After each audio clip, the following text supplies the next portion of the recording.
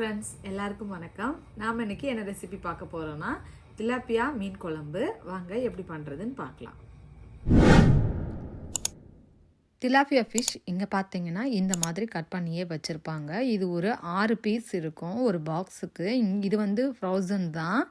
So இதை வந்து நாம் பீசஸாக கட் பண்ணி எடுத்துக்கலாம். இதில் முள்ளே இருக்காது.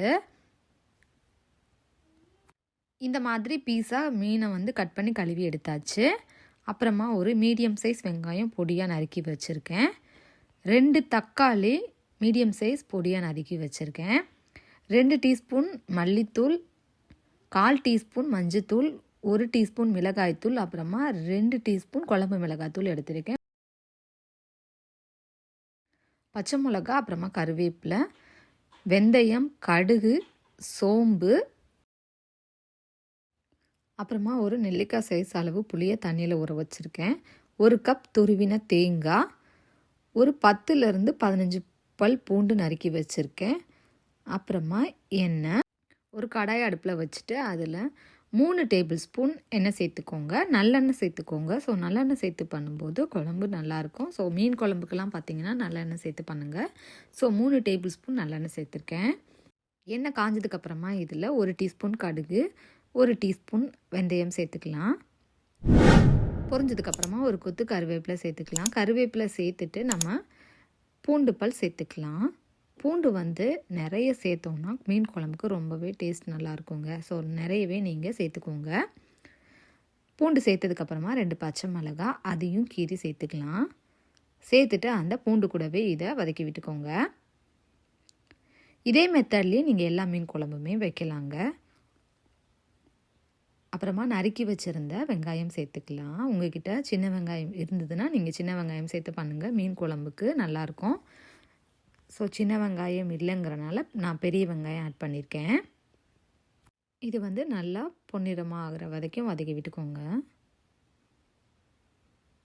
இப்போ பாருங்கள், வெங்காயம் பூண்டு எல்லாம் நல்லா வதங்கிருச்சு. இப்போ நாம் நறுக்கி வச்சுருந்த தக்காளியை சேர்த்துக்கலாம். 2 தக்காளி சேர்த்துருக்கேன். பொடியாக நறுக்கி சேர்த்துக்கோங்க. அதையும் நல்லா மசிகிற அளவுக்கு வதக்கி விட்டுக்கோங்க.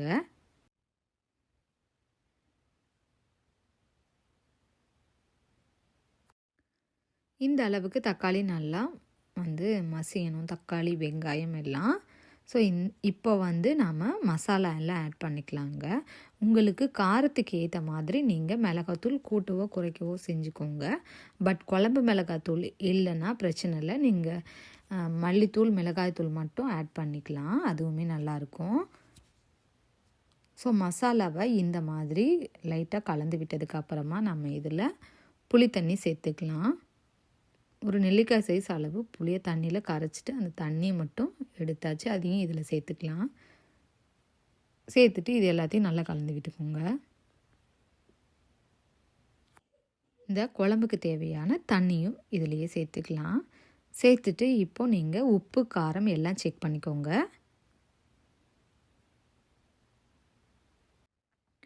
தண்ணியெல்லாம் சேர்த்ததுக்கப்புறமா இதில் கொஞ்சம் உப்பு கம்மியாக இருக்கனால நான் உப்பு ஆட் பண்ணிக்கிறேன்.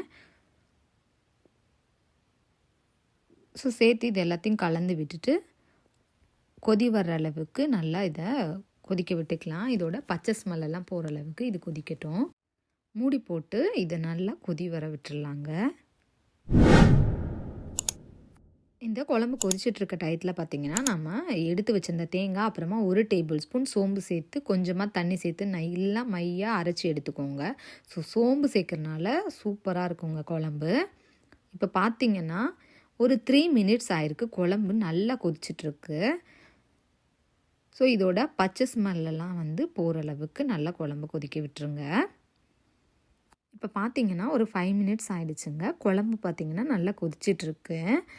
இந்த கன்சிஸ்டன்சியில் இருக்குது. நாம் வந்து இப்போ என்ன பண்ண போகிறோன்னா, நம்ம அரைச்சி வச்சுருந்தோம்ல தேங்காய் விழுது, அதை வந்து இது கூட ஆட் பண்ணிக்கலாங்க. ஆட் பண்ணிவிட்டு ரொம்ப நேரம் கொதிக்க விட்டுறாதீங்க. ஒரு 2 மினிட்ஸ் வச்சுட்டு நம்ம மீன் சேர்த்துடலாம். இதெல்லாம் கலந்து விட்டுட்டு ஒரு 2 மினிட்ஸ் வச்சுக்கோங்க. இப்போ ஒரு 2 மினிட்ஸ் ஆயிடுச்சுங்க. குழம்பு பாருங்கள் நல்லா கொதிச்சிட்ருக்கு. அந்த தேங்காய் சேர்த்ததுக்கு அப்புறமா இப்போ நாம் மீன் சேர்த்துக்கலாம்.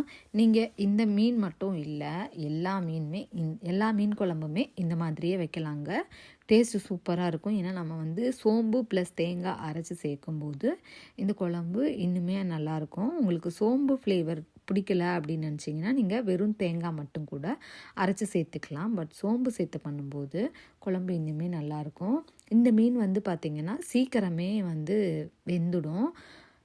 ஸோ அதனால மீன் போட்டுட்டு கிளற தேவையில்ல. இந்த மீன் வந்து உடையாதுங்கிறனால நான் கரண்டி விட்டு கிளறேங்க. மீன் பார்த்திங்க அப்படின்னா வெந்துருச்சு அப்படின்னாலே மேலே வந்து மிதக்க ஆரம்பிச்சிருங்க. ஒரு சில மீன் எல்லா மீனுமே மோஸ்ட்லி வந்து மேலே மிதக்கிற மாதிரி இருக்கும். ஸோ அந்த டைமில் நம்ம அடுப்பை ஆஃப் பண்ணிக்கலாம். மீன் சேர்த்ததுக்கப்புறம் அடுப்பை வந்து ஹையில் வச்சிடாதீங்க. மீடியம்லேயோ இல்லை சிம்லேயோ வச்சு மட்டும் நம்ம ஸ்டவ்வை ஆஃப் பண்ணிக்கலாம்.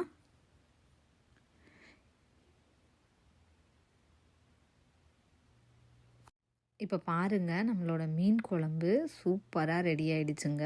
மீனுமே நல்லா வெந்திருக்கு. இது வந்து முள்ளெல்லாம் எதுவும் இல்லைங்கிறனால நான் கரண்டி விட்டு அப்படியே எடுத்துட்டேன். மீனுமே பாருங்கள் சூப்பராக வெந்துருச்சு. நம்மளோட மீன் குழம்பும் சூப்பராக ரெடி ஆகிடுச்சுங்க. இந்த மீன் குழம்ப உங்கள் வீட்டில் ட்ரை பண்ணி பாருங்கள். ட்ரை பண்ணிவிட்டு எப்படி இருந்துச்சுன்னு கமெண்டில் சொல்லுங்கள். மறக்காமல் எங்கள் சேனலுக்கு லைக் பண்ணுங்கள், ஷேர் பண்ணுங்கள், சப்ஸ்கிரைப் பண்ணுங்கள். மறக்காமல் பெல் ஐக்கான் கிளிக் பண்ணி வச்சுக்கோங்க. தேங்க்யூ.